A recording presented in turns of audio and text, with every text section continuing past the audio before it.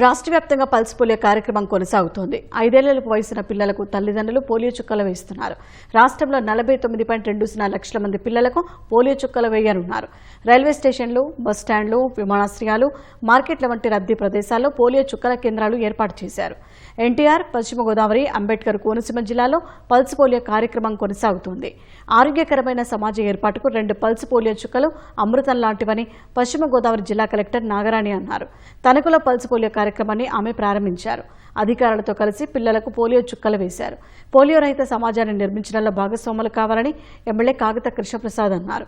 కృష్ణా జిల్లా పెడనలో బంటుమిల్లి బస్టాండ్ నందు pulse polio కార్యక్రమాన్ని ఆయన ప్రారంభించారు. రాష్ట్ర వ్యాప్తంగా అన్ని ప్రధాన కూడలలో పల్స్ పోలియో సెంటర్లు ఉన్నాయని చెప్పారు. 5 సంవత్సరాల పిల్లలందరికీ కూడా పోలియో చుక్కలు వేయడం జరుగుతూ ఉంది.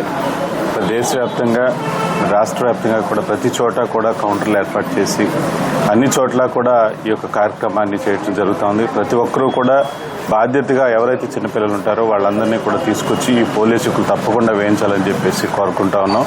ఎందుకంటే పోలియో రహిత దేశంగా మనందరం కూడా ముందుకు వెళ్తా ఉన్నాం కాబట్టి తప్పకుండా ఇది ఒక బాధ్యతగా తీసుకుని తల్లిదండ్రులందరూ కూడా వారి పిల్లలందరినీ కూడా నియరెస్ట్ పాయింట్లు ఏవైతుంటే హాస్పిటల్స్ కానివ్వండి, లేదంటే ఇటువంటి బస్ స్టాండ్ సెంటర్స్ ఏవైతుంటే అక్కడ ఎక్కడైతే ఏర్పాటు చేశారో ఇమీడియట్గా ఈ 3 రోజులు జరిగేటువంటి కార్యక్రమంలో తప్పకుండా ప్రతి ఒక్కరూ కూడా భాగస్వామ్య బాధ్యతగా తీసుకుని పోలియో రహిత దేశంగా ఏ విధంగా ముందుకెళ్తున్నామో ఆ విధంగా ప్రతి ఒక్కరూ కూడా భాగస్వాములు అవ్వాలని చెప్పేసి కోరుకుంటా ఉన్నాం.